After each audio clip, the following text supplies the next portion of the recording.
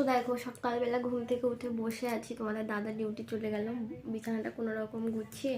আর সকালে ও সমস্ত কাজ করে রেখে গেছে, বাসনপত্র সব ধুয়ে রেখে গেছে। আমার শরীরটা এত খারাপ, মানে কিছুই ভালো লাগছে না। তার মধ্যে আবার এখন যেতে হবে ব্লাড দিতে, মানে সুগার টেস্ট করতে হবে, সুগার আর থাইরয়েড এগুলো টেস্ট করতে হবে। তো সেগুলো খালি পেটে করতে হবে। তো এখন 9:30 মতো বেজে গেছে, ওটা 9:30 পরে খুলবে। তো খিদে পেয়ে যায় না সকালবেলা, এই না খেয়ে বসে থাকাটাই যেন ভীষণ কষ্টকর, এরকম একটা ব্যাপার। আমাদের দাদা আজকে চলে গেছে, আমি উঠিও নি, শুয়েই ছিলাম, ঘুমাচ্ছিলাম।